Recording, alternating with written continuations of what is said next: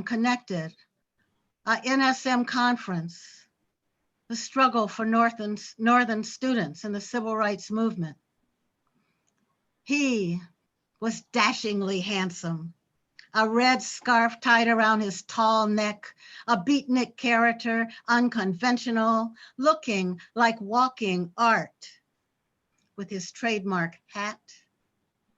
He was openly expressive, fiercely argumentative, rhythmic, and so cool, unfazed and self-confident in a sea of white faces. 1966. We met again in Berkeley, connected again.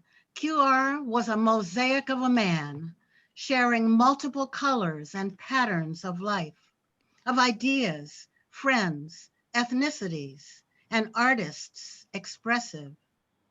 He was intellectual, analytical, complex, and mostly unwavering. Passionately political, stubborn yet warm, outsider, observer of inequality, gentrification, exposing the bowels of hypocritical leaders, calling them out by name, ever resistant to ignorance and hate and greed. He always engaged with his friends. He was a cultural wordsmith, a poet and critic defiant and fearless, essential.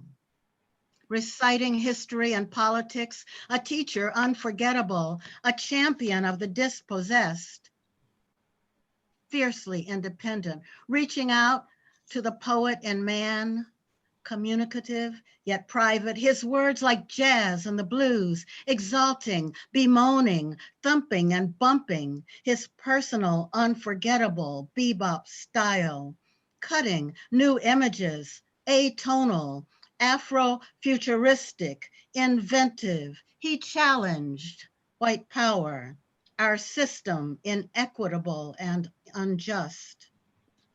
QR, hard as a cowrie shell, rough as a coral reef, inside soft like a sea urchin with a poisonous sting. He gave of himself freely, questioning authority. He asked, searched for the who, why, and what of conditions. Who are you, he asked. Who are they who lie so freely? He knew who he was. Ever a fighter, a rebel, a warrior, his weapon, the spoken and written word. Outlaw poetry, he called it. He was a part of Black Fire and the Black Arts movement, inspirational to other poets and multitudes through decades of time to the future. His vision unwavering, broad and tall like the redwoods, deep as the Pacific, delivering metaphors of the sea and shifting sands. Affable, available.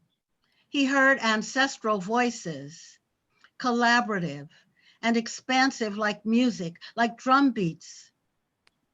Courageous to share his singular path and philosophy of commitment to justice, community, and growth. QR loyal and brilliant as the sunrise, visible like moonlight or invisible like Cassiopeia. Unconcerned with personal wealth and status, he dedicated himself to opening doors of perception, new world connectedness, social and environmental justice and balance, to health and diversity. He often spoke in colors, black and white, brown, red, and yellow, splashes of humanity, citizens of our interconnected world. His life he lived boldly, drinking profusely, visiting bars, coffee houses, and libraries galore, intense as the seasons, predictable and not, stormy as winter, gentle as springtime. Finally, worn out by his efforts and lifestyle, he left us his smile and his humor in the season of Epiphany. Did he choose it or just let go? He left He left us a legacy of speaking one's truth, cultural, historical. Still, he did not choose to fly in a plane. He left us a challenging call for racial and economic equality. He left us a message of unity and peace. QR Han, what a man, a mighty fine man of integrity and strength. My smoky memories and smoky sighs. Thank you. Thank you so much. I just realized I hadn't muted myself. I hope I wasn't muttering at myself. That was fantastic, Kathryn. Thank you so much for being here with us. For him. For yeah, us, absolutely. for us all. So I'm hoping our next reader is Raymond. And it's really good to see you. I don't get to see you anywhere near as often as I used to, and that's a sad thing, but I'm glad that you're here tonight. Please unmute yourself and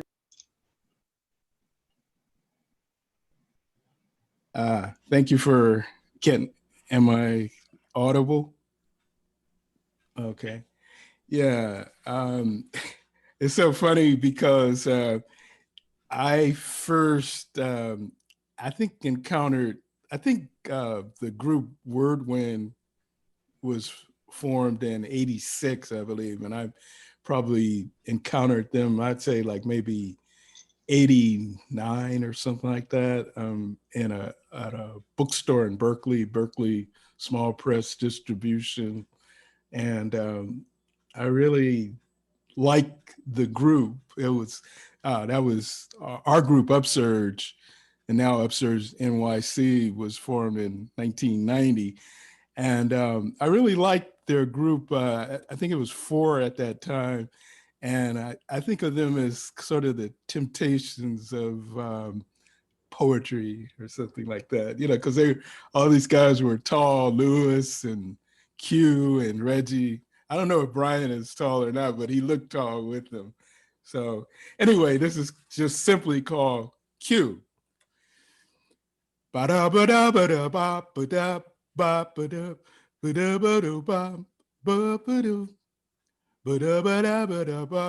you cool. Ooh, you cool. Cool as bebop on the North Pole. Philosopher waxing in soul. So cool his cologne was the blues, doubling down on P's and Q's. A different cat in a hat with poetic scat-tat-tat.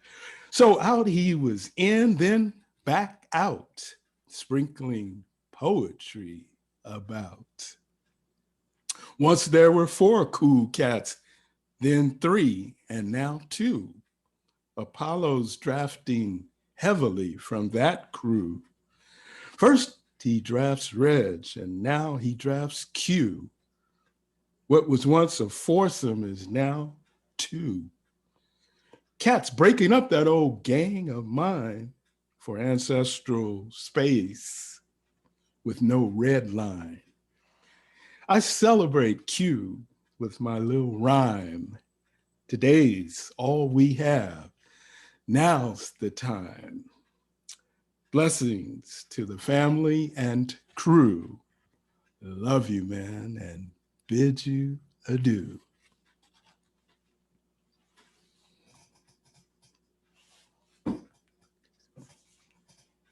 thank you, Raymond.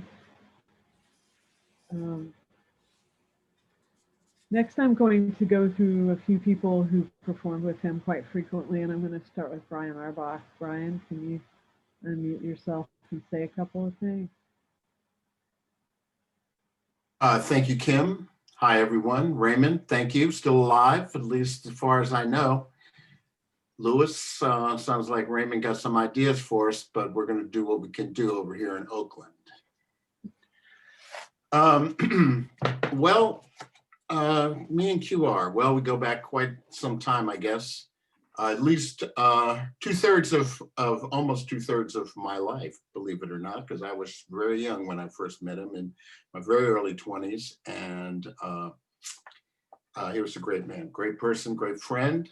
We had a lot of good times together, a lot of good times together, and a lot of crazy times too. Lived across the street from one another for 5 years. That was quite an experience too, on top of everything. So, I think back to QR, the Cafe Babar, which everybody kind of knows some myths or some fashion about Cafe Babar. But even before the big Babar Club kind of started with all the poets there, just Q and I, Carlos Suarez, John Ross, we'd be hanging out in the back, partying as usual, drinking Alvin's wine and doing whatever else we were doing, poetizing to one another to the music that was on Alvin's jukebox. So those of you who have been to the Babar at that time would know about that jukebox. As Raymond just pointed out in his own way, QR was a walking jukebox. So he would be calling the tunes to himself constantly. And as the alcohol and everything else started take on hold, man, you'd hear all kinds of language coming from him, and none of the words were exactly in English either. So those of you who experienced QR's special personal language of rhythm sound, that was quite an amazing thing. Anyway, I have a couple of poems here that I'd like to read. One is, to my mind anyway, back in the early Babar days, because I remember when he was reading it and writing it then. And another one is something that he handed to me in a little book that I think Kim put together, The City is Already Speaking, Volume 4. And I'm going to read QR's poem from that. And QR handed this to me and he said, Kim is doing some reading for me and I want you to read that poem. Now, I'm sure that he was not expecting it to be this, but then again, maybe he was. We spent a lot of time together at the end, and he would report on his visitors and the various experiences he had with everyone, Devorah. I was very happy to have seen you. He told me all about your visit, much more than I wanted to know, actually. And so I'll hold that to myself and many other people.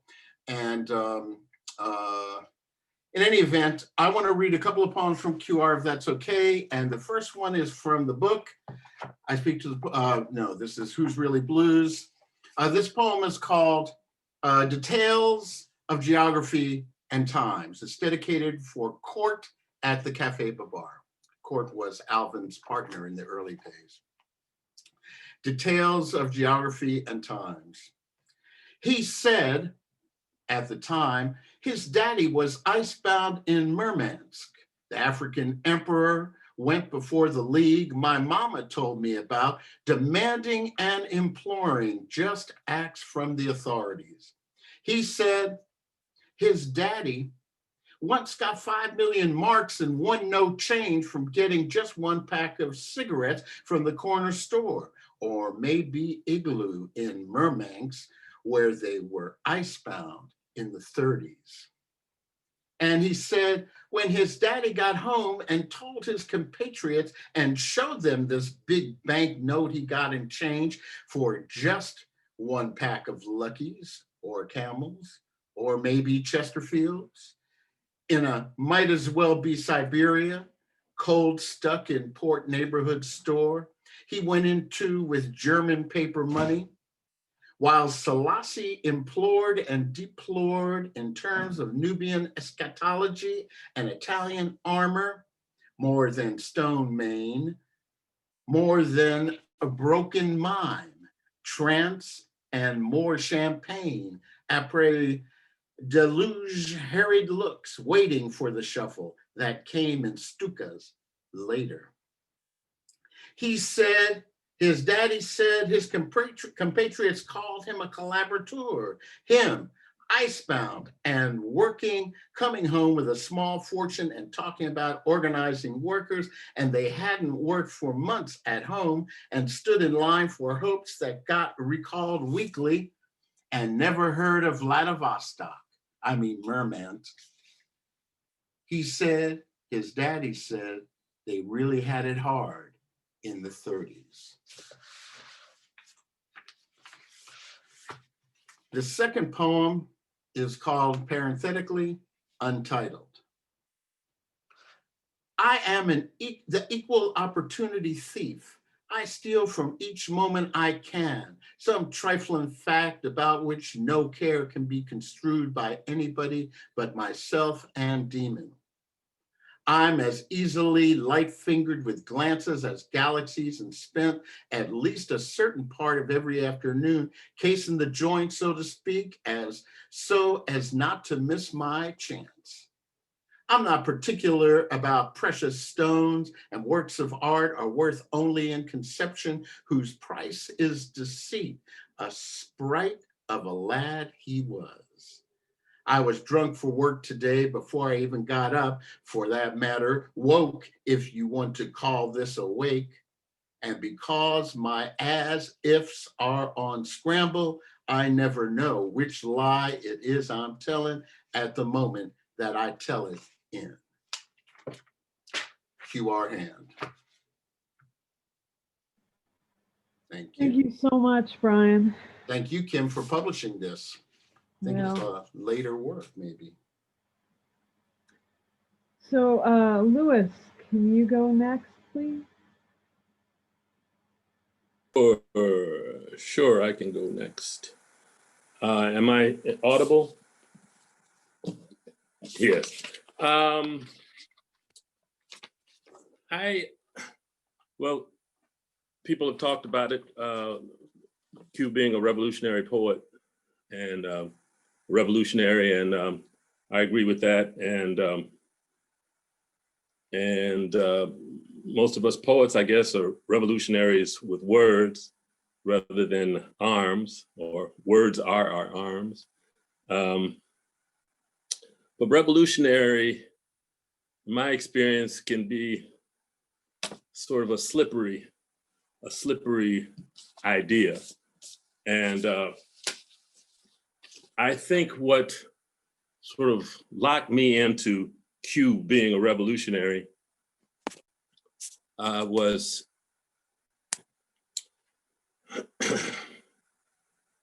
well, this poem had a lot to do with it. I heard him read this poem very early when around the time when I first knew him. And like Brian, I've been knowing him a number of years.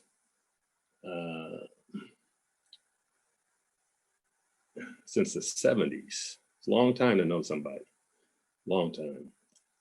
Anyway, this, for me, I remember in the day, people would say, well, what was it, Che's line about a revolutionary is guided by feelings of love. And that seemed like, that was interesting to people, and people came to that idea. But it's still slippery. What is a revolutionary? And to me, one thing about a revolutionary is that you just can't be selective. You have to speak to all of us. And we, there's, I guess, along with the idea that change is, there's always something inside that you have to be attuned to when you're working for change. Anyway, this poem, How Sweet It Is. The revolution tried to bludgeon me with commitment, telling me to be free with each crack on the head. The revolution had no medical plan for my aching skull, and the man's doctors prescribed 9 to 5 and lots of greenbacks for my headache. The revolution told my old lady to be free, didn't tell her how to relate to me nor me to her, except give up some head once in a while for liberation. The revolution shot me and my friends up with media, hand in hand with the network's contingency plans, and left me here with a spoon full of words. The revolution caused a squall, a typhoon, a shopkeeper, a tycoon, a poem, an anthem, turns rhythm into syncopation and creation into proletarian news, trains cadets to sing the blues in make-believe ballroom time, and gives the marshal's degrees in critical arts and science. The revolution missed the people. In its zeal, poured caffeine into the finest crystal, made a killing in blue jeans. Dungaree, the social register, and dingy splendors, charging their public accounts with the masses' ragged debts and past judgment and lynch mob terms from university chairs reserved for the asses of the classes. The revolution turned the myth of the man into everyday truth, taking us out of we, made each difference a deep fault we fell into with only the weak fiber of me to pull ourselves up with, and gave starry equations and splendid incantation, planting a collective maypole in the ruts of spring, polling universal need with the Central Committee's questionnaire.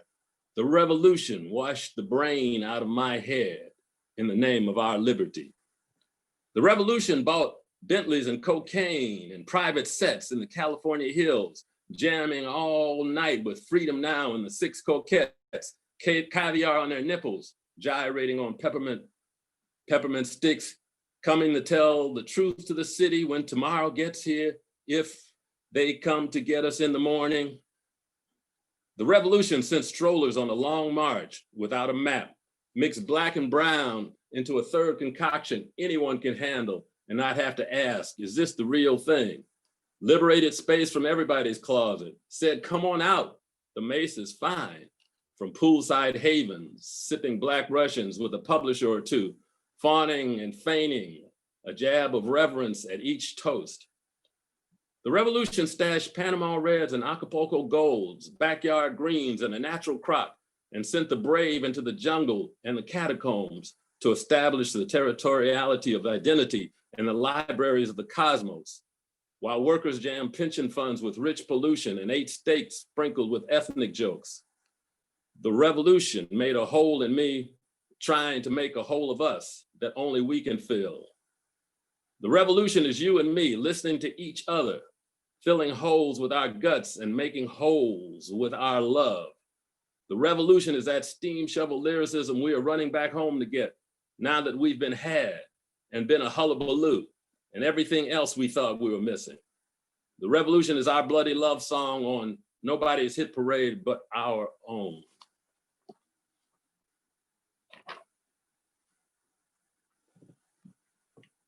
QR. Thank you so much. Next, I'd like to go to Bill Vartnaw. It's good to see you there, Bridget, as well. Hi. Go ahead and unmute, my darling. Okay, can you hear me? Not quite. Okay, I'll get closer. Okay, I'm going to, Wow, is that quiet for everybody else? It is. Bill, could you do me, hi, this is Brett. Good to see you, my friend. Could you do me a favor? Could you check on your computer, the volume level, if you have a Mac, to turn it up there? It's at the furthest it can go. Okay, I just want to make sure. Yeah, if you could scoot as close as you can, and then yeah, we'll see how the volume goes. Okay, I'm going to do each time, and I'm going to dedicate it to Pam, who took care of QR. So can you hear me now? Yeah, okay. And it's also for the movement, us. We act as if it's always a miracle, how we meet each other, no matter where we are. We meet each other because of other folks we met. Somewhere along that graceful line of folks who meet and met in strange, unlikely places we know are so likely. Meeting the folks who met the folks in New York and Dar es Salaam, in Paris and Chicago, in Bogalusa and San Francisco, which are all strange places to find out. You know Mary, you know Carl, you know Pam, you know Juan, you know Gail too. All those beautiful, all those fine, all those who spread their love along the line that stretches through the heartbeat and heartache and keep each other moving sweetly along the bumps and grinds we've chosen and the racks that chose us when we wanted something else, someplace else, or else. This miracle we welcome more gracefully over the years never ceases to say to us, of course, of course. We've known each other for years. Each first time, each last time, each time. To our hand.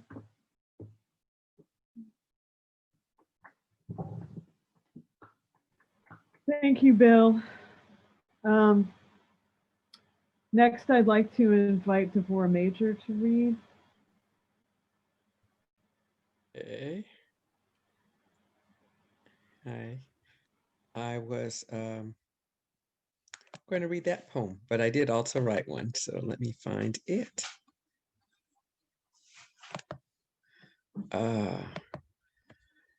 In memory of QR, a poem in progress. Q's painting, Lush Life at Bahona's, is hung on my wall. It was a gift added to the gift of an afternoon spent taking notes on a piece of his family story that may have been myth and certainly was mystery.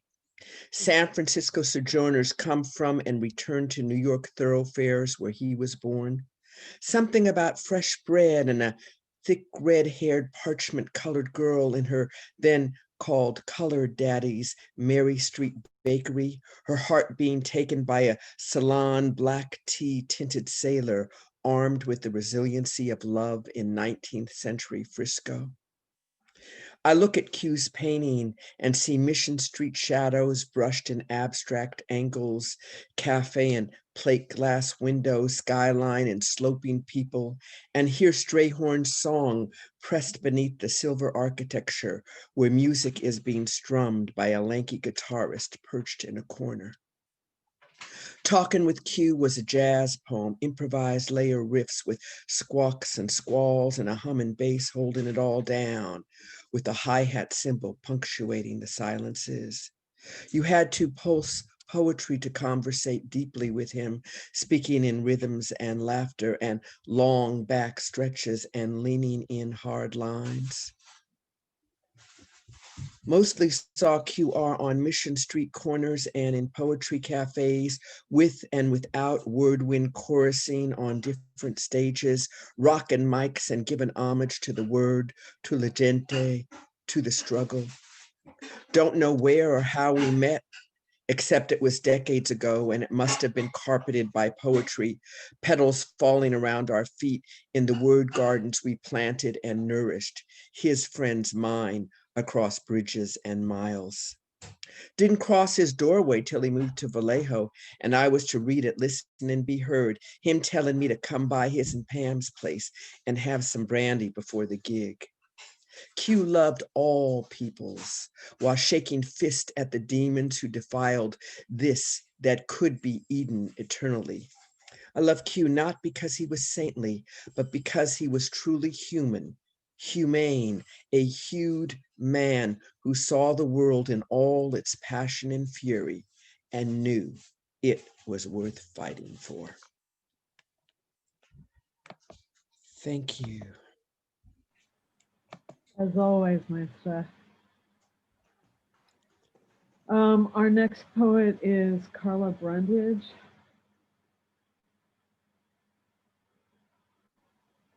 Hi, thank you. I'm gonna read from this book here, Who's Really Blues, a poem of QR's. And I just want to thank you for having me here today and share that QR to me fell in the category of uncle, not a literal uncle, but one of the elders who influenced me so much at Thanksgivings and at Amara Hicks' house, who also passed this year, and Arthur Monroe's house, and so many places where I would be and he would be, and I feel like I was always just soaking it in, all the knowledge. So I'm very much appreciative of all that he brought, the influences. I was going to read 2 poems, but I think I'm just going to read one short one. But if you have this book, the other one I was going to read is called Today Africa on page 52. But I'm going to read Things Are Falling Apart, which is on page 15. I don't just mean the center, which some physicists and other philosophers claim of atomic activities doesn't really exist anyhow. But a bolt drops here at my feet, a nut there, higher insurance costs, lowering expectations with faulty cranes. These days, when you say this is lacking in quality, you're not even called elitist, because things are actually falling apart. One day it'll be buildings instead of people, and other people, because their accountants so order them, will decide there is an emergency to be considered. Thank you. Thank you so much, Carla. I just, Can I just say that Carla is my daughter? And yeah, so many of my close friends, she came to know well since I live in Hawaii and she lives in Oakland. And so it's just been very comforting to me that many of the great people that I've had the chance to cross their path and be friends with, that she has met them and they have nurtured her so much. I wasn't sure if I should say that because my son used to get not real thrilled about me going, yep, that's my kid. But I'm glad you said it. It's really exciting to see generations of people coming out and appreciating QR hands. David Henderson, do you have a poem or some words to share with us?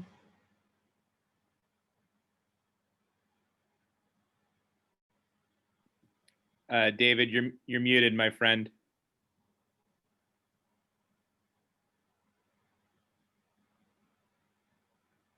Can we unmute him ourselves?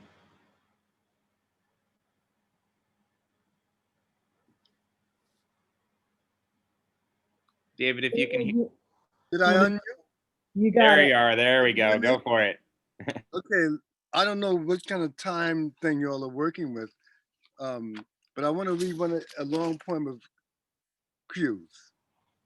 I'm delighted to hear you, and you go ahead and read it.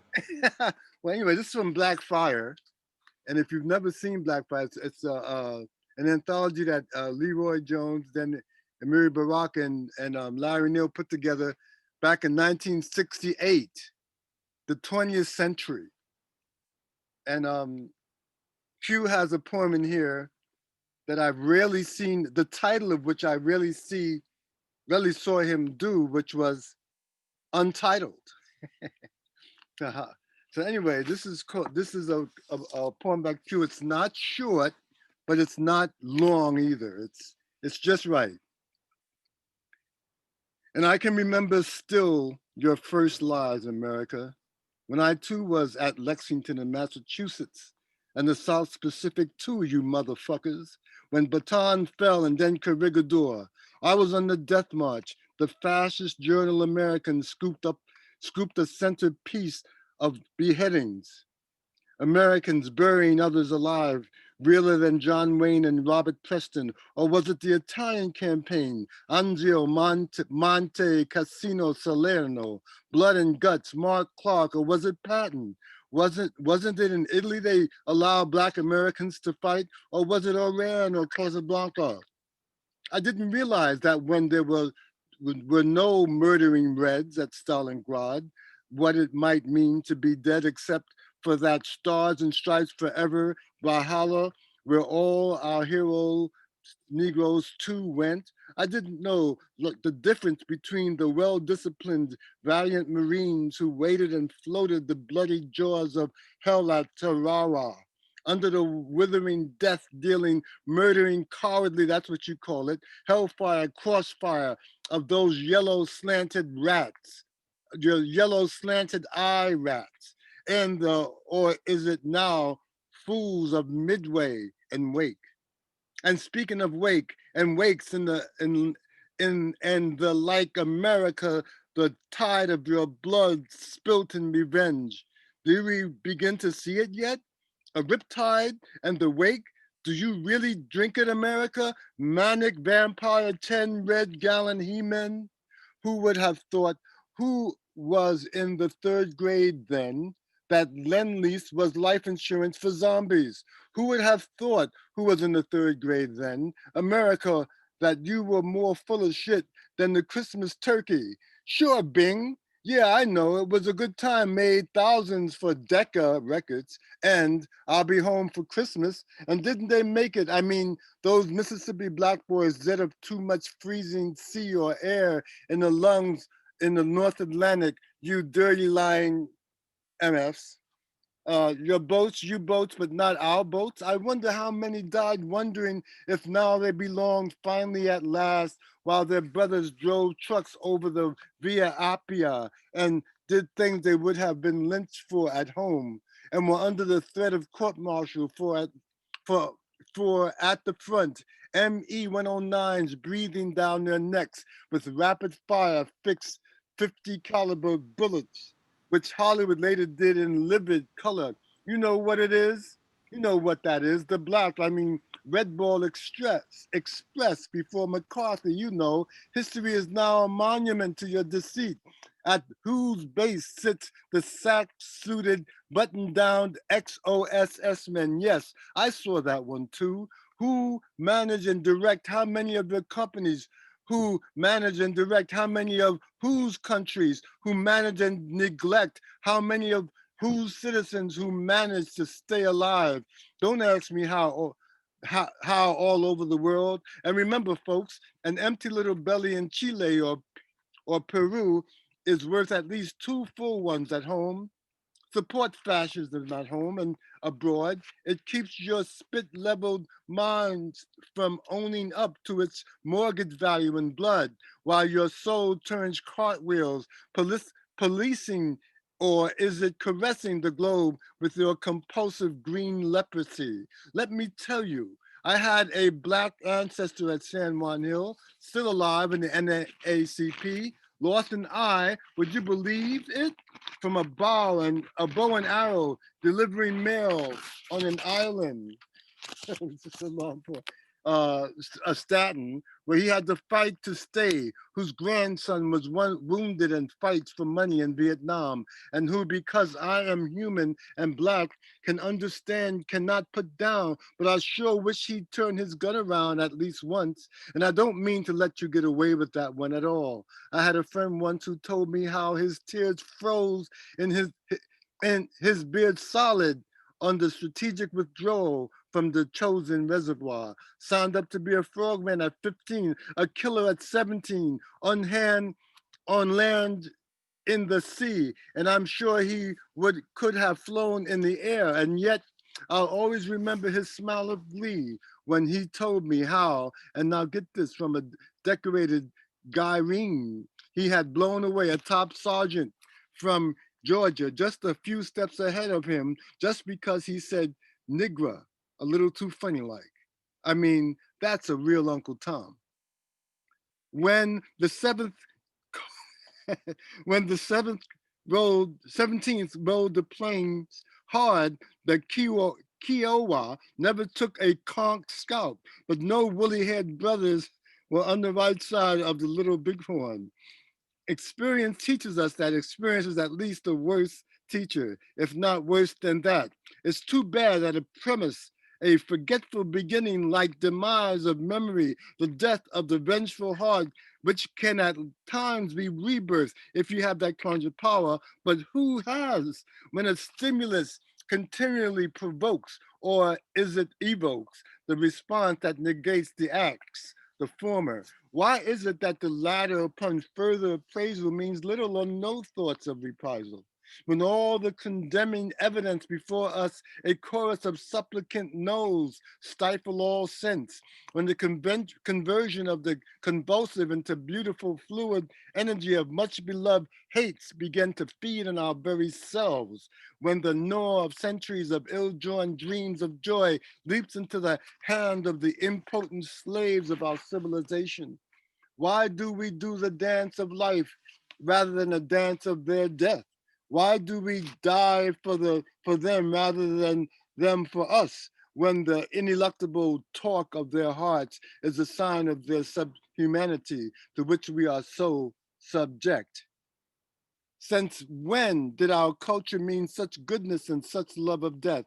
And the bearers of the true bearers of it, the world logos, logic, their word benefits so little from their labors. The collective effort in soul so seemingly rewarding in body and spirit, so enervating in reality that our humanity seems less than it is even to those to whom we should be as examples. Where love flows forth like a cornucopia of myriad dreams of fecund, beautiful, great, hip-thighed women, and we would rather forge music to strengthen the soul rather than destroy the bodies of our enemies, who by their very flesh keep us and themselves and the world enslaved in the roles of master and slave. While soul and body yearn for the freedom of the earth, as the flowers of the jungle, warm red and orange bougainvillea, flow in the ethereal and substantive cries of the satches, of the masters of the tunes of our times, while millions listen and the few that hear don't heed the message. Yes, it is that terrible. Yes, love is that hard to come by. Yes, meekness inherits all the earth, but none of its life. And our creativity, none of its life. And our creativity, that green and yellow and gold crescendo of anger and opium under the gray skies of that old, yes, I am back to that again, American dream must spurt forth again like 1,000 coming hard-ons amongst 1,000 warming cunts, destroying forever the lie of the dream, forever creating the yes of that good. What was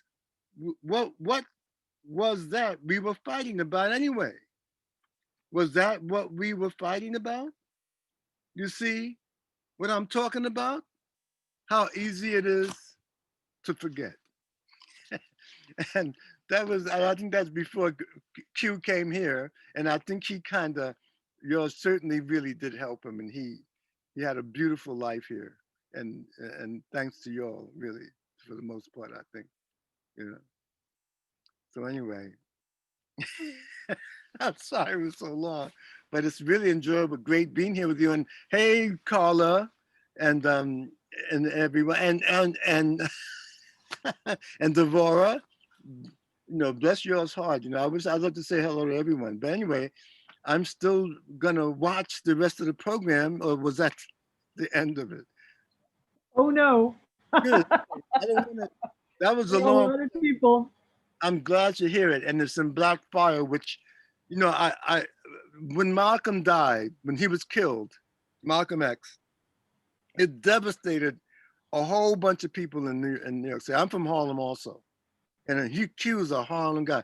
Anyway, Black Arts, the Black Arts movement, and thanks to Amiri, and we did that with the Umbra poets involved, and people downtown and uptown got together, and it really became a thing. And that was great because we needed something, and Malcolm, he gave us so much, and it was so important for us to do something that would mean something. And it's too hard to explain in a short period of time, but thank you. Thank you so much. For the maybe 3 people online here who don't know who David Henderson is, you will be glad that you heard him read tonight. 3 people, huh? I'm just saying. All 3 people. I'm just saying. There are some folks who might not know. All right. What happened to you? Avacha. You got struck by something, but I'm glad you're back. So, are y'all gonna read? Did I miss the whole program? No, hon. I've just invited Avacha to come up and read. Oh, okay, I see. I saw her last night. Hi, Avacha. She is fabulous. She is fabulous. Let's get everybody muted who's not reading right now, and welcome Avacha. I'm so honored to be here. You know, what can I say? I was born in Brooklyn like you are, and I've lost, I'm not a Brooklyn mantic like QR was definitely, and a lot of my other friends. I very, very quickly, as soon as I could, moved to Harlem. So I'm a Harlem girl, and I think both QR and I found our wings in Harlem. But one of the things, I have no idea when I met QR. It's just like I've always known him. And I was a weird kind of kid. In New York, you're supposed to be tough and all that kind of stuff. And a lot of the games that got played, I wasn't part of any of it. I just wanted to play my music and do my poetry and what have you. And since I was such a weirdo, I got beat up a lot in Brooklyn and what have you. So I didn't have too many good memories to leave behind in Brooklyn. But when I got to Harlem and went from being this little nerd that I was to being not only a musician and a writer, but a dolphin, a drunk, and a thugette, Q was there and Q was here. And I remember Q always being there. And he always accepted me for who I was and also let me know when it was bullshit. You know, he never bit his tongue. And I left the country for a while. And when I came back and cleaned up the drug and alcohol habit, there was still Q. You know, Q was very respectful of the fact that I did not drink or use anything. I got high on music and poetry. And despite the fact that he still is a heavy drinker and what have you, he and Pat Parker, people like that, really went way out of their way to make sure they were very protective of my sobriety. And for that, I'll be truly grateful. That's a true sign of a good friend. But I've lost so many people. The few people that I was very close to, Ahmed Abdul Malik, Brooklyn, Randy Weston, Brooklyn, Eddie Gill, Brooklyn, myself, and now QR.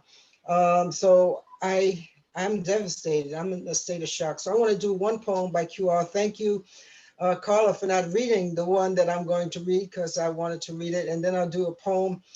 QR was one of my greatest fans and vice versa. And he loved my long blues poems, but he also loved this one I wrote for Pat Parker. And he said one time he wished that I had written something like that for him. I haven't finished the one I've written for him, but this one I'm going to read that I wrote for Pat for him. Anyway, before that, let's do Today Africa. And a powerful writer, QR was my heart, and it broke my heart that at the last year or so of his being here before he made his transition, I could not go because of my disability to see him. When he was sick before, he wound up in the hospital in Vallejo.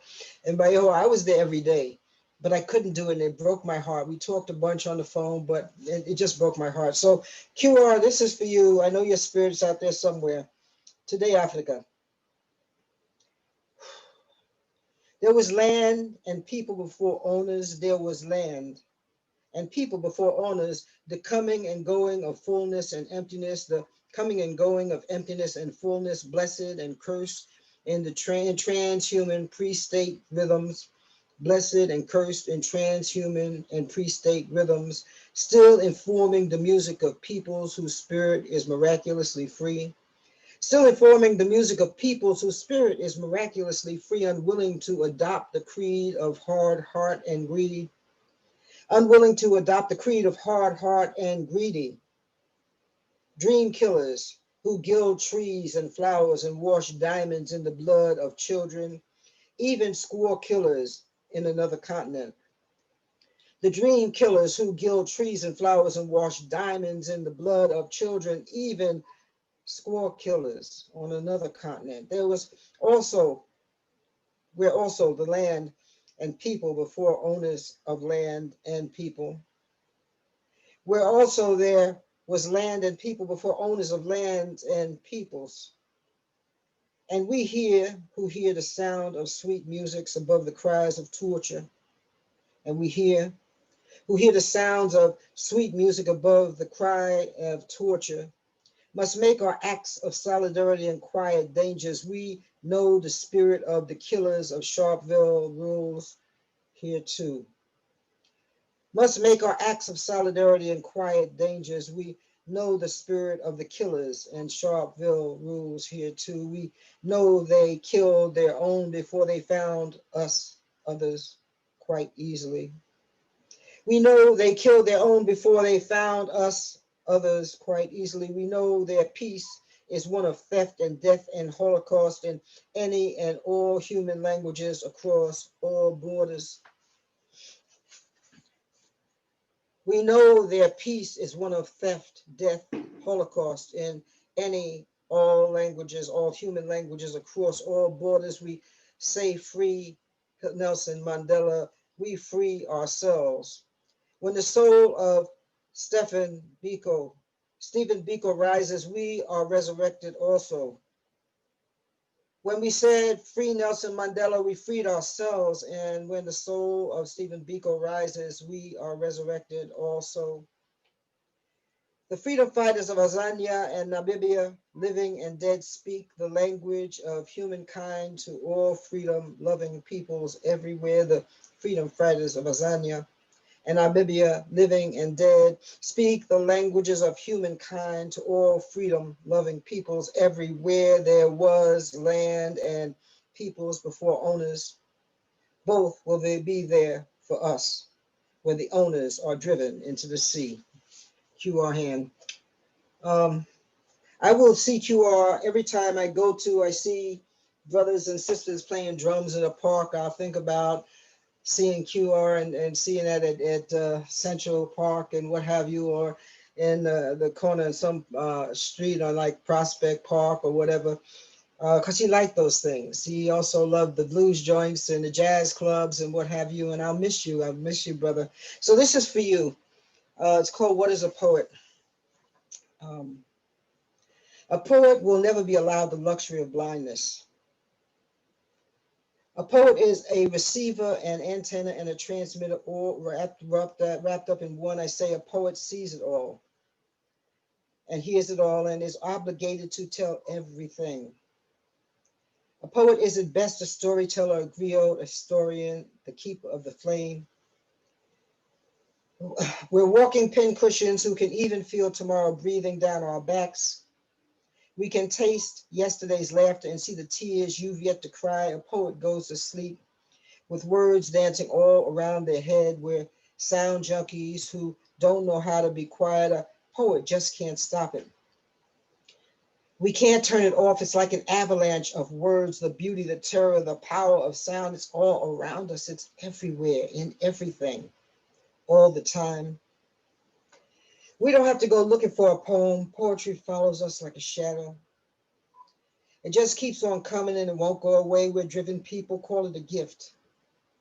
A healthy obsession, call it a poem. A poet is everything and nothing, a lover and a liar, a gossiper and a gift bringer, and the light at the end of the tunnel. A poet is as new as the morning and older than dirt.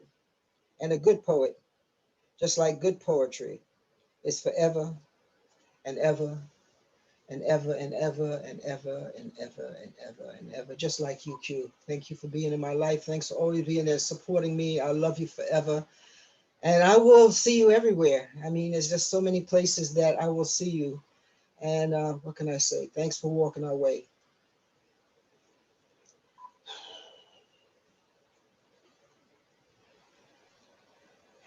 Wow.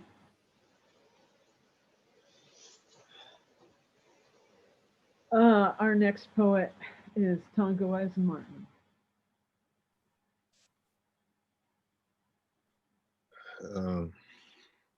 Yeah, it's times I don't feel I don't even feel kind of worthy to speak of him. He was such a selfless genius. So magically withdrawn into the bigger picture. Just reality really biographying itself, you know, through just a conversation with him. I told the cat, you know, the best I could describe him is like, I think like the closest you'll come to a burning bush or something, like, you know, if you really want to hear, you know, the unity talk. But here's a poem. At a certain point, he just kind of gave me all the poems he had on his laptop, and so I believe this is one of the last poems he wrote.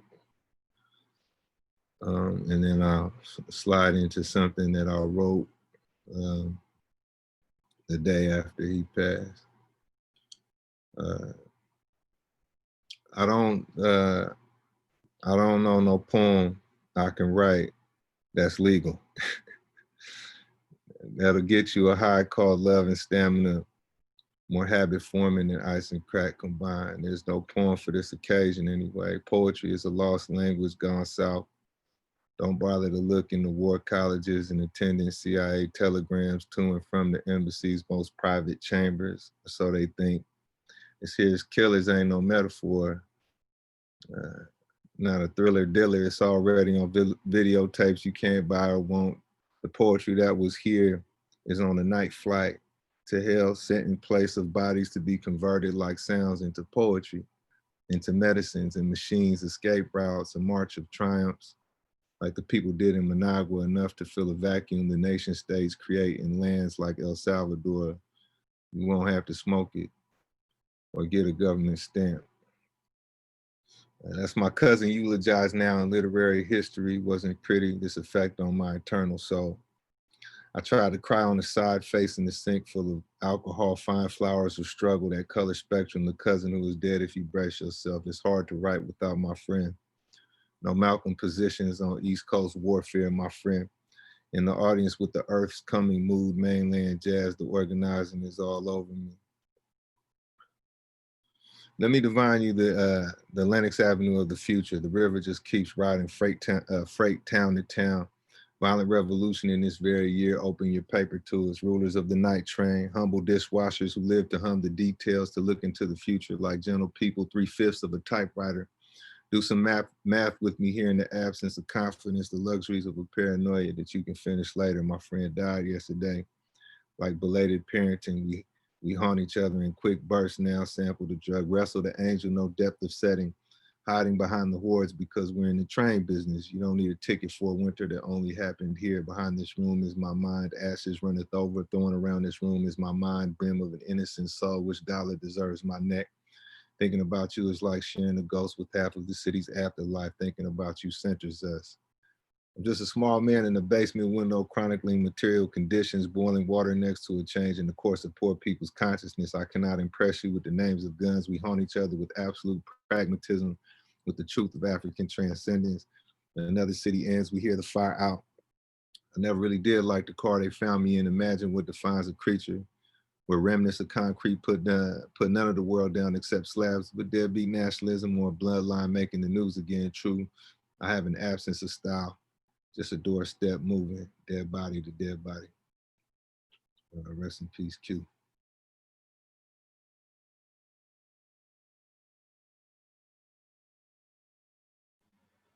Thank you so much, Tonga. Next, I'd like to give some space to Kimi Sugioka. Everybody will forgive me for not reciting all of their titles. There are a lot of very impressive poets here tonight. There are. Thank you. Listening to all of you, I realized how little I knew QR. I really, feel like I just knew him for a minute, but it was a very important minute. And I remember him very fondly, mostly, I guess, from the 90s, from the Babar and the Paradise. And well, he was QR. He was a great man. So I just wrote this little poem about him. It's just about that time. QR, I will always remember your bony hugs, your skeletal frame, your rasping laugh, your kindness to me when insult and harassment were fashionable responses to poets who did not pass some invisible test of surly or sooty eloquence. Your words a window into the bright wilderness of your mind, in rant and chant, in whisper and howl. QR, of the notion, walk softly and carry a poem that swings like Parker, mutates like Mingus, mesmerizes like Miles, creates and recreates the sound, the song, the word that flies between the eyes, through the cranium, down neck and spiraling spine, that wakes and breaks and wises up all the fakers and takers in your quest to spread the scent and sway of love, and the girth and heft and depth of your patient faith in us, your feckless disciples and kin.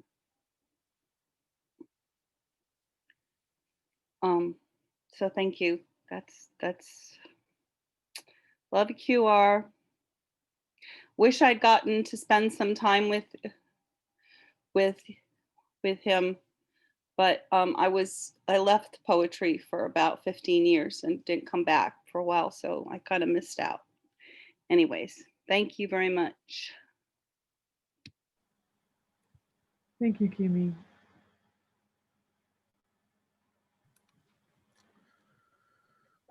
The next poet that I would like to give some space to is Paul Corman Roberts. Thank you. Thank you so much, Kim. Thanks everybody for being here. And of course, thank you to QR. This amazing community could come together. I got to know QR as along with Richard Loringer, who knew QR long before I did. And I wish Richard were here tonight. But when we were producing the Babar in Exile series, we had QR come and read for us a couple of times. And on several occasions, I had the pleasure of driving QR home back to Vallejo in my, very family-friendly Subaru Legacy, which would magically fill up with clouds of cannabis on the way back to Vallejo, which was always a fun thing to have to explain away the next day. But what was I going to tell this man not to do his thing? Because when you're in the presence of a legend. But I'm really happy that Brian and Kimi brought up the thing about Babar, because what people don't always know about QR is that he had a hand in forming the Babar, because it was a place that he spent time, and because there was a series that got canceled, that got moved from the Spaghetti Factory, where also Joey Cook, rest in peace, had a feature one night and suddenly needed a new venue for this feature she'd been building up at the Spaghetti Factory. Somebody called QR and he suggested, hey, how about this place on Guerrero Street? And from there, the Babar series was born and started that night. So he has a hand in touching so much of what goes on here. So I'm going to read his poem, Ode to Dogpatch, that is in the 50th anniversary edition of Beatitude. Ode to Dogpatch. Disfiguring selves of mourning on the streets of the many knives, in the native cities of no tongue, are moaning concrete teguments of gray trees and brownstones, where each window has its own cemetery, and dogs mate only on the darkest corners, whistling over their shoulders the kind of ditties that turn radios off and send their masters home to turn on the ovens where they sit dumb through the summer. No drifters leave here alive. The gumball machines are filled with pebbles and warts. Our nuns wear habits of steel and teach advanced gangbusters in standard nursery school English. Here, corned beef hash cuts its own way out of the can and splits the side of your head on the way to the frying pan, cunning with last year's grease. Here, each family brings in the new year with black eyes 3 weeks later than last year, and a month lasts till the Bedouins bring in more calendars. And we own little to trade. The system got here so late with its flowers of lead. We welcomed it with open sores running all over, shouting hosannas until a rash of stillness doubled us over the car, patted us down, ripped off our belts, and told us to move on quick or we'd lose our feet. So we kissed it and passed on to the vacant gin mills sprouting down the block and built good times of cube and slice and ran tricky numbers till the water ran out and we found ourselves home again, at home, resting a moment from the kind of time you can only tell if you know Braille. Thank you, Q.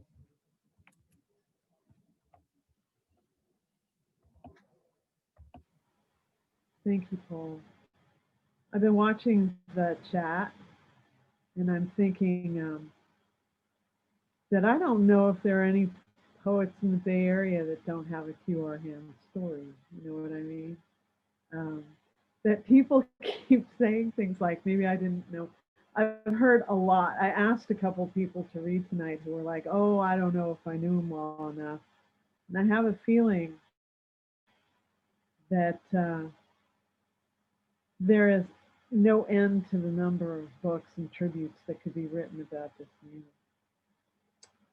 The next person I want to give some space to talk to is Tarita McKell, who is also remarkable. Thank you, Kim, and thank you, everyone. My. Wow.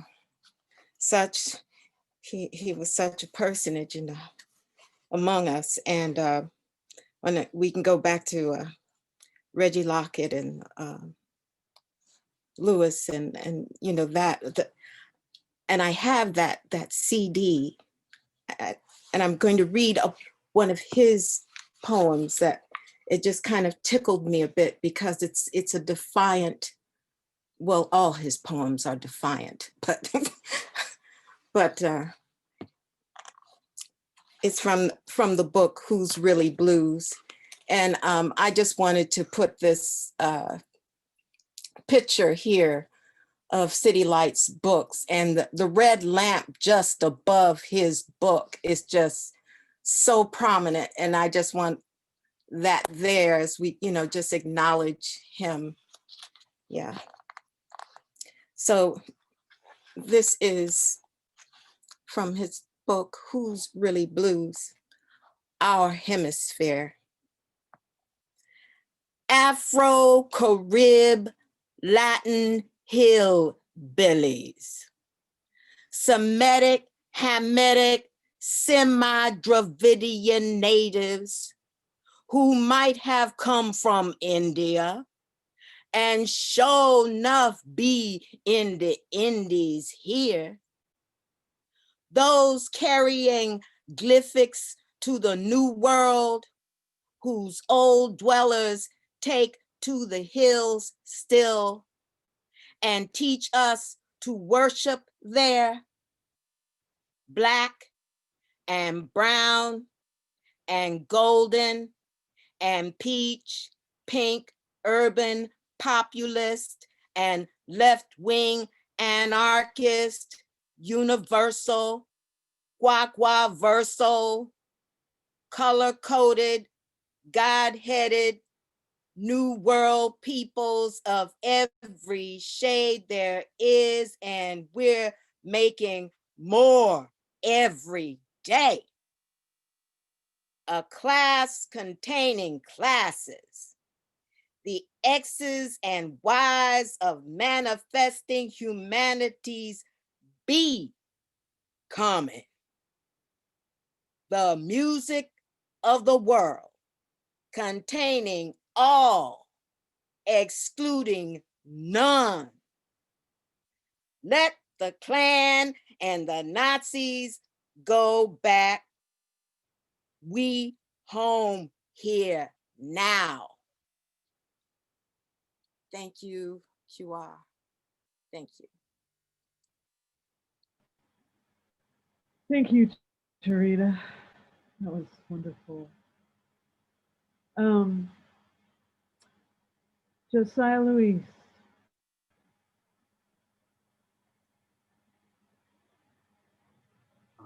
Buenas noches, familia. How's everybody? It's nice to see everybody here. It's been It's been really beautiful hearing all the memorias. For me, it's really special to hear Babar mentioned so much, because that was where I first saw Q. That was Cafe Babar was where I first experienced him. And the funny thing is, I never got to see him read there.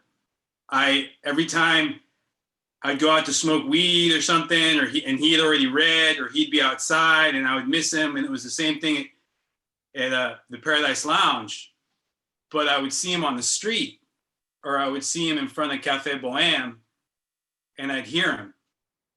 And it was amazing. I went years and I'd see him on 24th Street walking, and we'd say hello to each other. Sometimes we'd go smoke a bowl in the alley, and I'd hear him, and he'd do his language, you know? And it was just everywhere the poetry was in the city, you know, and seeing him back then on the street, it was like seeing the parakeets in Dolores Park, or seeing the red man down Valencia Street. You know, you knew you were in San Francisco. And I was thinking today, and you know, over the years, like I said, I kept missing him. I would miss him at Paradise. I'd miss him at Cafe Babar. And I saw him in Tongo's reading at City Lights in 2017. I actually saw him go up on stage and read. And it was kind of like the hobbits hanging out with Gandalf. And then they go out in the real world and they see what the fuck is going on. And that was like, what's this? Like, this man who has been like the spirit of San Francisco for so long, you know, that I've heard and I was blessed to hear on 24th Street and on Mission Street and in front of Cafe Babar. I got to hear him for real. And, you know, poets are teachers. And that man taught us history. He taught us place. He did the greatest thing for us in that he liberated our mind. And any revolutionary, that's the gift right there. You know, so I don't have a poem for him. I have what I wrote last week, and it's by no means a poem, but I would very much like to share it. And I'm just so happy and grateful that I'm able to be here with y'all in ceremony for him, because there's nothing else like that energy that he is. He don't disappear. The energy's there, but the end that he had at QR was something else.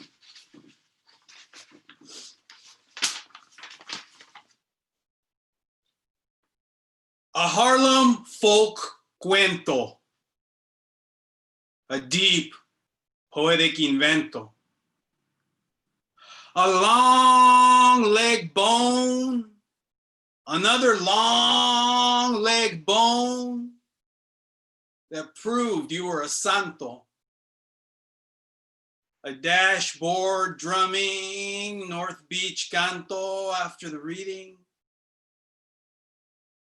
Constellations appear on Mission sidewalks where you once went walking. Them poems of yours will never stop talking. One funky bearded angelito now dances above us, above that neighborhood telephone wire. The ashes of black fire. A Vallejo mota smoking room with you inside. A brilliant mind now night sky wide. Them tiny crystals in Pam's tears. An entire poetic lineage compressed into one man's 83 years. Your smiling eyes appear in the red wine stains on La Bohème's tables. You are able to speak multiple versions of the English language all at once. Your verses left deep cuts in Cafe Babar's corrugated metal wall. Your bebop lines fall into Fillmore Street sidewalk cracks and will be there forever or until you decide to come back. Your rasquache silhouette that precisely fit the truth. You were a tongue that could run and run and run and run. You left us with Who's Really Blues Dolores. I'll plant you orange flores to say gracias for so many beautiful memorias and palabras. Querido Q, en paz descanses. Gracias. Gracias so much. Cure Ham presente. Thank you so much, Josiah Luis. Thank you, Kim. Gail.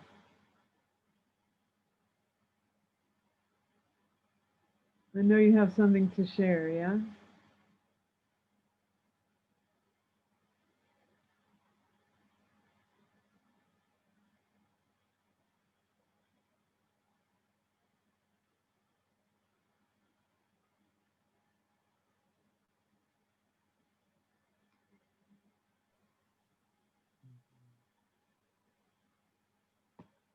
Gail, you need to unmute, babe.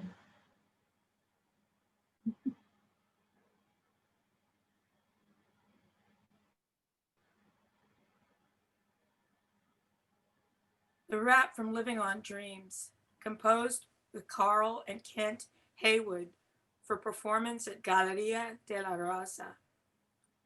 I gotta tell you my story, gotta tell you my story, gotta tell you my music, gotta sing you my songs. Hey, I gotta tell you, I stepped out of here with nothing. And that's what I'm holding on to, doing my damnedest to keep it too. I gave up on Ted Mack even long before I was born. Can't get next to Ed Sullivan and got no time for Dick Clark, that's for sure. I play backyard parties, you know, the barbecue blues, those parties, the projects and dance halls down the block, music that matters for people who matter. I gotta play you my music, gotta sing you my song. I ain't got no new dances to sweep up this nation with. No eyes filled with admiration from the sister with the big ones on the corner. You won't see my record shout to #1 on anybody's charts. All I do is play from the heart. Music, my music, sweet music, music of the dreams we hide in basements and attics, little niches in the trunk of the car. Let me tell you, I'll do it without the producer's schemes. I'll live on dreams, worshiping sounds, not living on promises in the usual way. I live on dreams. I left the almighty buck way behind, beneath the rock, all the dollars holler from. They call me Duck, cause I don't give a you know what. I'm living on dreams and worshiping sounds in a way that really counts for me. I'm living on dreams, worshiping sounds in a way that really counts. Living on dreams, worshiping sounds, listening to the sounds. Listen, listen, listen. But let me tell you one thing for sure. San Francisco is slow. San Francisco is so slow. San Francisco is so slow. When you're in a hurry, like when I'm in a hurry, waiting for a bus that gets there so slowly, like my time doesn't matter, America's so slow, lines at the bank move like money always has the same value. No matter what time it is, no matter how fast I need to move, the country's slow. San Francisco is always slower than molasses in winter. And just when you begin to make time and catch up, I got to transfer to another gets there slower than the first, and I gotta keep moving. The bus has me standing here waiting while my mind goes at universal speed, but racing a whole nation. I just missed the transfer. If there's time, if there's any time, I wanted to just say something about QR. Do we have time for me to just say a couple words? Go ahead, Steve. So I met QR. I started when I was photographing some people at the Brainwash Cafe. And when I was listening to him, it was hard to not be completely absorbed, because I realized that as his voice was going, his fingers were articulating every syllable that came out of his voice. I mean, every syllable. You know, it was his voice, it was his fingers. It was like if a violin could read a poem, it was like the fingers were like the staccato on a violin. It was just amazing. And that's what I think, listening to everyone reading from his work, that's what I realize I'm going to miss about QR. Thanks. Thank you, Steve. Tony. Yes. I Poem by Mr. Quentin Roosevelt Hand. I walked a mile for a camel and got a dry hump for a tip. I fired before I seen the whites of their eyes. I returned. I spelled out the last page of the dictionary backwards and upside down. I took off my nudity in Central Park and played softball with the polar bears there. I thought Kazak was a Studebaker who played third base with racer's gloves, coming and going. I slam danced with the freak show till the fat lady sat on my face, and I died of love for the first of many times. I went to the desert in a musty tweed suit I picked from the Salvation Army plant. I failed every test I ever took and graduated with honors at the tail of the leisure class. I dreamed I was a train solo till Elvin beat my brains out. I took up with the Clovers and sang one mint julep till the cows came home. I ran the gauntlet of my family's kisses and have shredded lips from head to toe to show for it. I kissed her last year's dirty drawers every morning for a month, and she never filled them again. I kissed the Blarney, stoned in Mecca, around the corner from Slugs after Sun Ra, after Sun Ra, after Sun Ra. Every Monday night he was there. I wrote a novel in a dozen imaginary languages. The editor thought a comic book. I kissed her dirty. I swam an English channel with the weight of the world tied to my eyelids. I took a singles class and won a nest of crabs for my efforts. I learned to use the chatterbox theory of reality in a Braille kaleidoscope. I lived massive delusions on a grand scale and took the weight home to dry my heart off with. I cooked a pie stuffed with numerous pathologies and choked my dinner guests to death all evening long. I am not as crazy as these words, but hopefully I will be sooner and later. Thank you.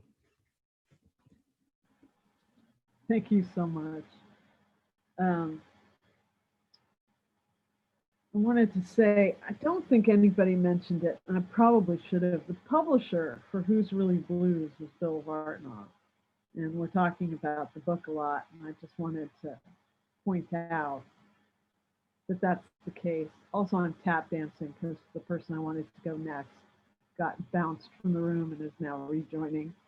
So just bear with me.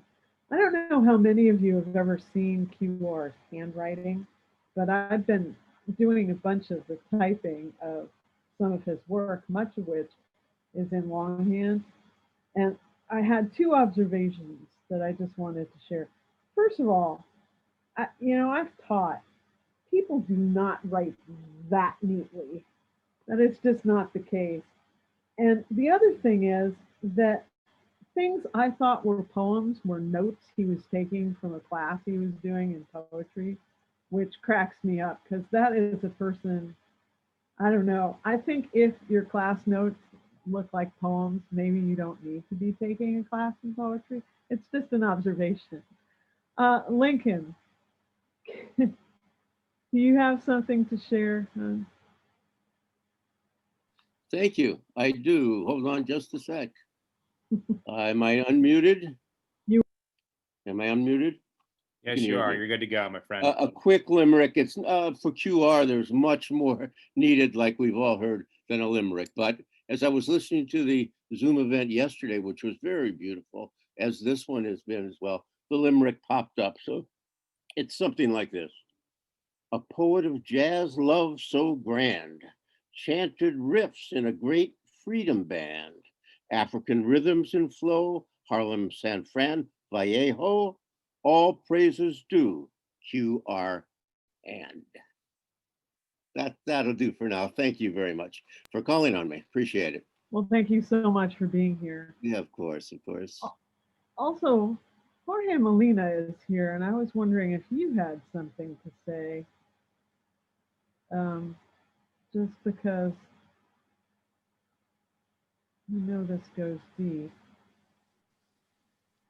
I'm just very happy to be part of this gathering of beautiful people with an incredible language and a memory of somebody who was very close to my heart. 22nd in Valencia, QR Han and John Ross invited me. Brother, bring your sounds. Words need music, like music needs words. And that's what QR Han was. That was his power. I'm very proud that I met the man and I participated in many of those activities. Were part of our cultural power, the power of la gente, the power of love, the power of activism, and the power of Poets Revolution. I want to thank everybody for being there. I'm recovering from the flu, so I'm here just participating as much as I can. And a lot of you people know my music, and a lot of you people know my heart. And I thank you. You're my community. And it's a very emotional moment for all of us. Thank you very much. Thank you, Kim. Abach, I love you. Everybody, I love you all. Thank you for your beauty. Thank you. I'm really happy you're here. I would have called you and invited you specifically to be at this, except that I'd heard you were really ill. So it's lovely to have you here, and thank you so much. Thank you. You people are doing a good job of keeping the word alive and keeping the word with the truth alive, the word with love alive, the music alive. Thank you. We're changing the world slowly, but we are changing the world. No matter what madness is going on the other side of the planet, you know what's going on in your heart. Keep it alive. Keep the power of life. Keep the people's power alive. Thank you. Muchísimas gracias a todos. Cuídense. Thank you. Bye-bye. Wado. Kathy, you said you had something to share. Now's a good time.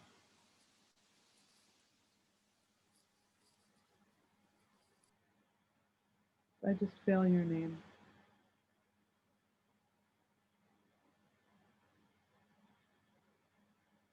Did I goof?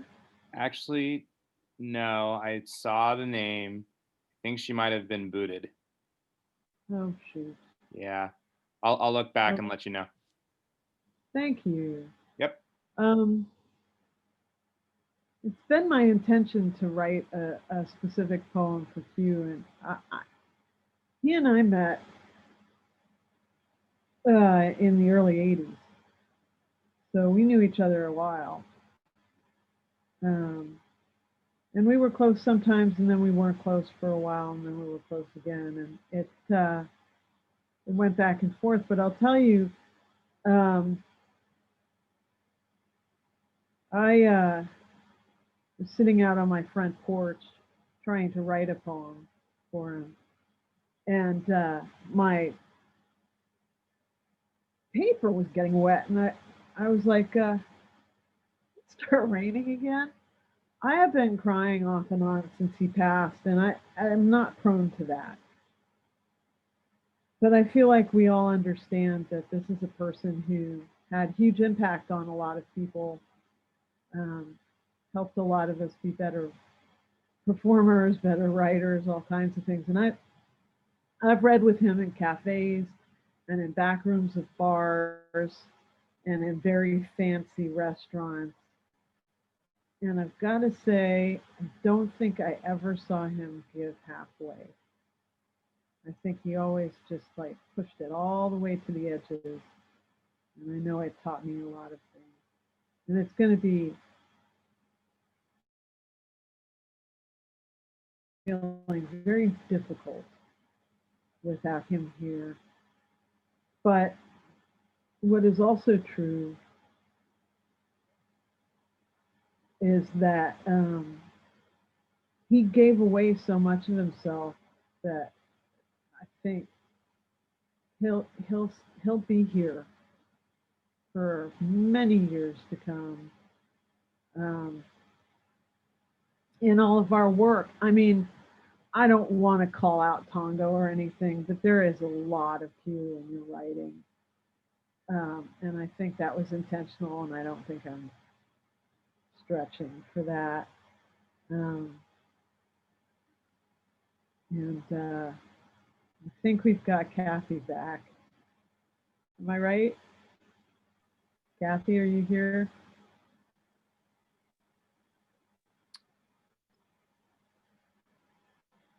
Trying to find her right now. There's like 75 people. This is my biggest Zoom ever. I know, this is why I'm having a hard time. That's why this is so beautiful. Yeah, and there you are, Kathy. Hi. The floor is yours, darling. Okay, there are a couple of things. First of all, my name is Kathryn Sloan. I am a photographer. And in 1999, QR needed a place to stay for a while, and he came to live with me. Now, for those of you who know QR, you know that that was not easy. QR would get up in the morning, and I have a big live workspace, so he had half of it, and I had the other half. And he'd come into the kitchen, and I'd say, "Good morning, QR," and he'd go, "What's good about it?" And it would go on from there. He was also brilliant and funny, and watching him live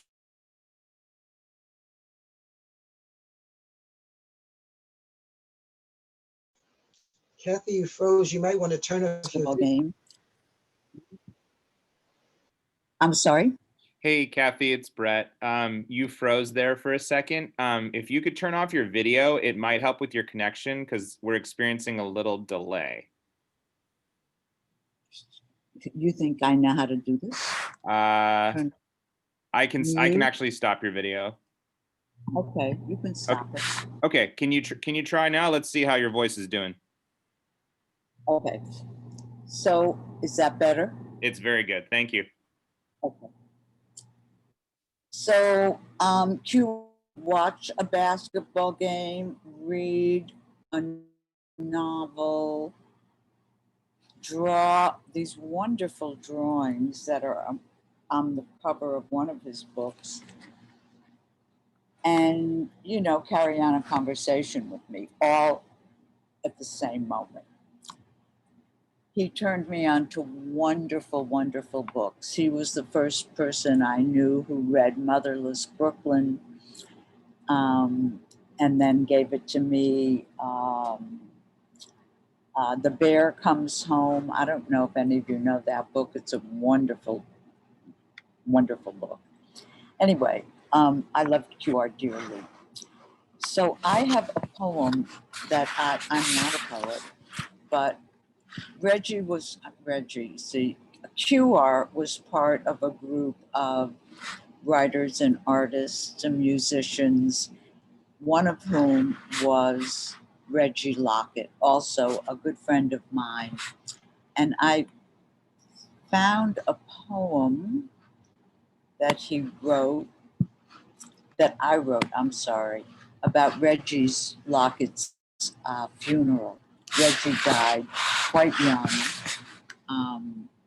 very suddenly, and it was a big loss for a lot of people. So if I can figure out how to get onto the desktop of my computer, how can I minimize this? Oh, I know. Okay. Are you with me? We are with you. Okay, am I taking too long? Because I can stop. If you can get to your poem, we'd love to hear it. Okay, I'm trying to figure out how. It's on the desktop of my computer. There we go. Okay, here we are. Thanks for the help. I keep getting lessons on how to use Zoom, and it doesn't take. I don't like it. Okay. A bright blue Kodak kind of sky, blustery and very warm. An eerie, humsied wind, dry with anticipation. Like Reggie Day, my father was buried on such a day, with a hint of winter, or maybe the memory that it comes soon after that warm October day when I buried my father. I remember thinking then and today again that nature was cruel to be so bright and sassy in the face of such grief. A full church of family and friends, a faulty microphone, dimming lights on and off. There was road work going on outside on Telegraph Avenue. For moments, the room felt like a poetry reading in one of those small, dark clubs we inhabited, even though the church was suffused with daylight. Nighttime is the best time to remember the one you love. But today, we were all with Reggie alive in us. The grave poets climb onto the dais, walking slowly. They sat together in a space too big for the few, but their voices filled the room. QR, Brian Auerbach, Ishmael, Ted, of course, Maya and Faye. Those were his children. And Al, more than anyone, in his absence, was present. The murmur inched around the room. Where is Al? And then Ishmael answered once and for all as he took the microphone and read the letter from Al Young and sat down. It struck the precisely, I'm sorry, and it struck the perfect note. I'm sorry. And why didn't Devorah and Avacha and Carla read? Reggie would have insisted. I finally met Linda and hugged her, and hugging her was almost like falling in Reggie. Her spirit is large and sunny. And when she told me that every Friday night Reggie would have flowers and champagne for her, I couldn't even cry because she didn't.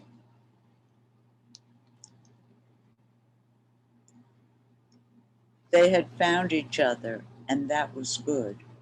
I met Maya as well, the daughter of Reggie's heart, and she too is full of spirit and smiling at me through Reggie's eyes.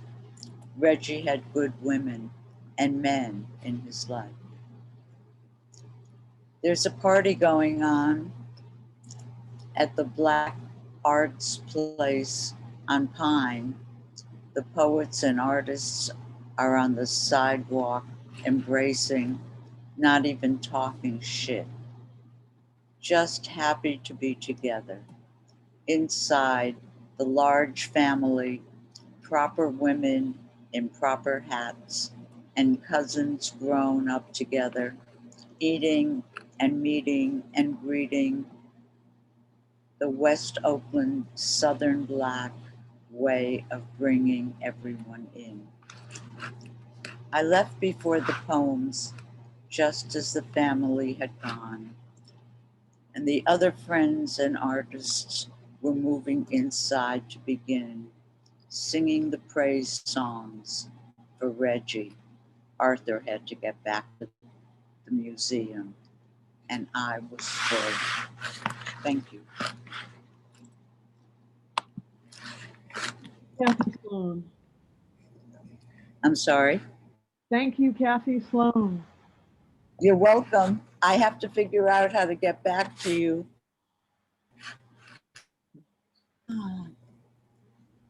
So,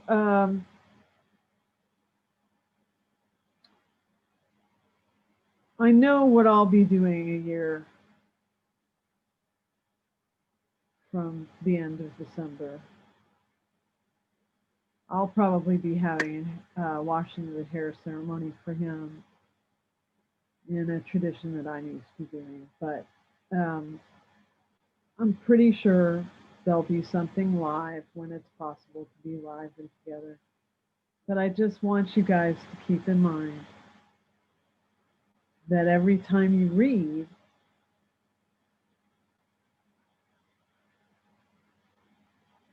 you're bringing him into the room. Because honestly, I don't know how many, that so many people were touched. And really appreciate everybody for being here. I really appreciate everybody who shared. And we need to return Brett to his life so that he can sleep and teach tomorrow morning early. Thank you so much. Hey, Kim. Yeah. Hi, this is Jorge Argueta. How are you? I'm okay. How are you doing, sir? Great. Thank you for putting together this this beautiful event for our dear friend QR Hand. Mm-hmm. I had the pleasure to meet him many years ago at the Café Babar, you know. Mm-hmm. And it was very beautiful because at that time, you know, my English was worse than now. And we start talking, and we talk wind, we talk stars, we talk mountains, we talk birds, you know. And it was really, really special to be able to communicate with him just by sounds, you know. And from that moment on, we got to be kind of close friends, you know, good friends. And I enjoy his company, and we did a few readings together, you know. And I wrote a short poem for him. Muchas gracias por toda tu poesía. Poeta jazz, tu canto lo seguirán cantando los amaneceres. Hasta siempre, QR Hand Jr., te vamos a extrañar, porque aún hay tanto que soñar. Thank you for all your poetry, jazz poet. Your song will continue singing in the sunrise. Until forever, QR Hand Jr., we are going to miss you, because there is so much to dream. Thank you.